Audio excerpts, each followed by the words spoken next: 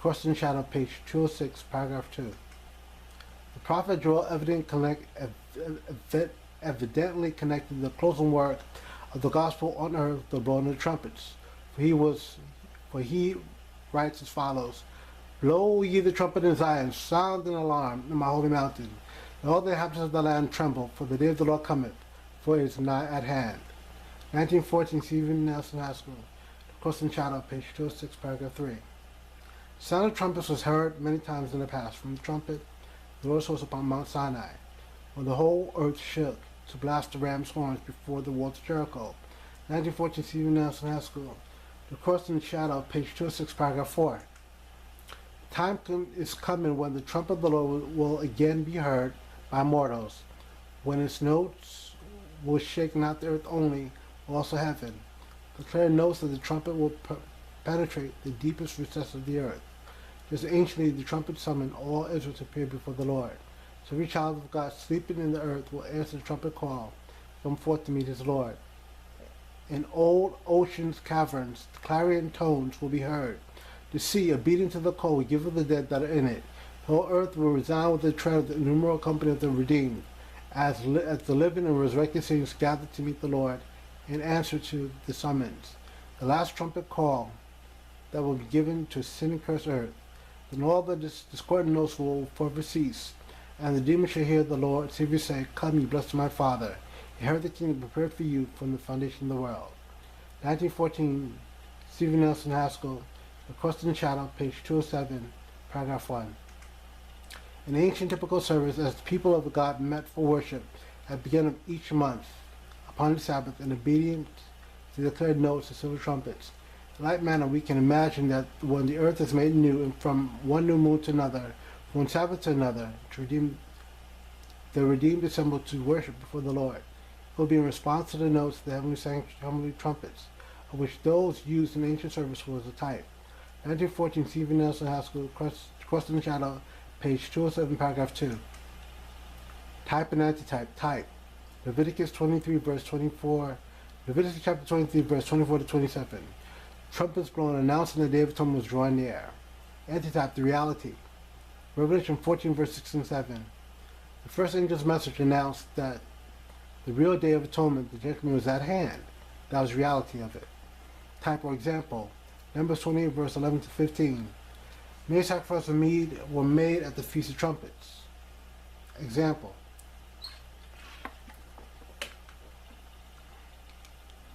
Antitype. Reality. Hebrews 10, 32 to 37. Those who proclaimed the first angel's message sacrificed much. They took joyfully the spoiling of their goods. Type. Example. Numbers 10, verse 3 to 10. Sound the trumpet, assembled Israel to appear before the Lord. Antitype, the reality. 1 Corinthians 15, 51 to 53. Trumpet of God will summon the saints to meet the Lord when he appears. The Cross and the Shadow, Stephen Nelson Haskell, page 201 to 208.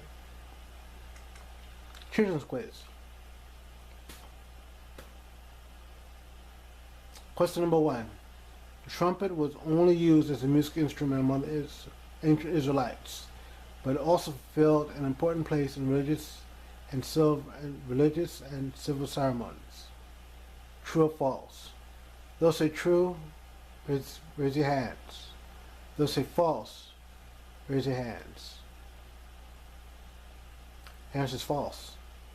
Trumpet was not only used for as a musical instrument among the Israelites, but had other uses too. Let's double check this. See if I'm right.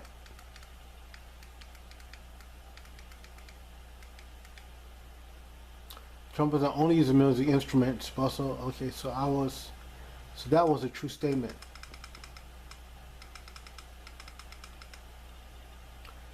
That was a false statement because it says it was only used, but in the other statement it said it was not only used. So this was a false statement. Question number 2. So number 1 was false. Question number 2. When God wished to gather the host of Israel at the base of Mount Sinai to listen to the proclamation of the Holy Law from the glory of the Lord that covered the mountain, the voice of the trumpet,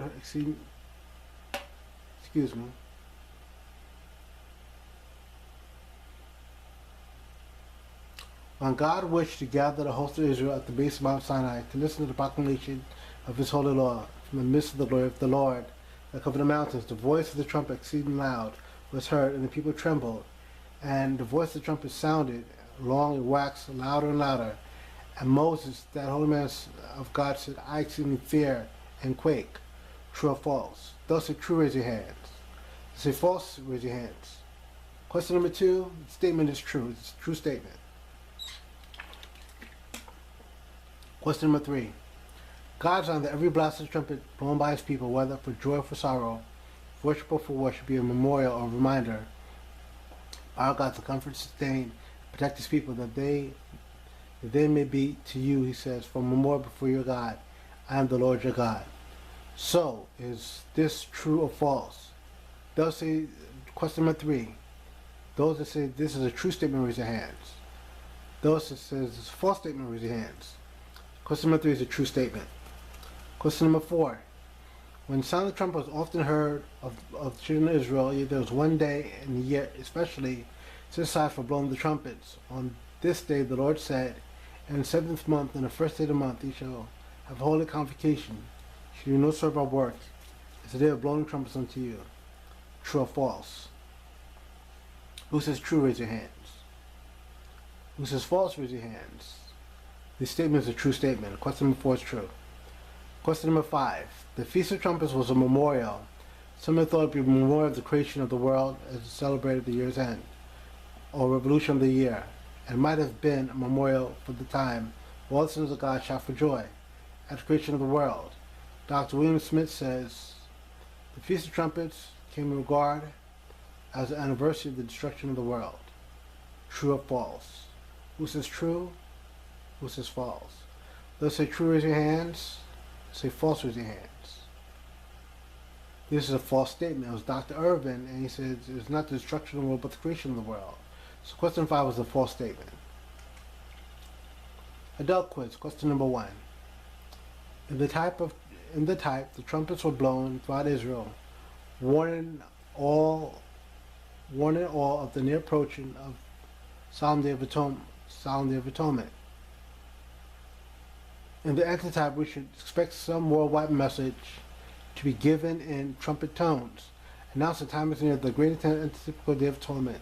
The investigative judgment will convene in the heavens. True or false? Is the statement true or is it false? Raise your hands if you say true. Raise your hands if you say false. To question number 1, the statement is a true statement. William Miller and others. Question number 2. William Miller and others in the study drew declaration of Daniel chapter 8 verse 14. Unto 2,400 days, then shall the sanctuary be cleansed. Found this long prophetic period would be end in 1844. True or false? Who says to question number 2, this is a true statement? Raise your hands. Those that say this is a false statement, raise your hands. Question number 2, the statement is a false statement. It says not unto 2,400 days, but 2,300 days. It's 2,300-day prophecy, not 400 but 300. It's the correct reading of question number 2. So this is a false statement. So it should be 2,300 days or 2,300 days. Question number 3.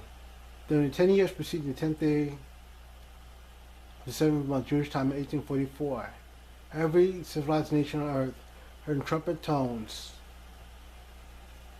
the announcement of the message of Revelation 14, 6, and 7. The hour of the judgment has come. True or false? Those say true, raise your hands. Those say false, raise your hands.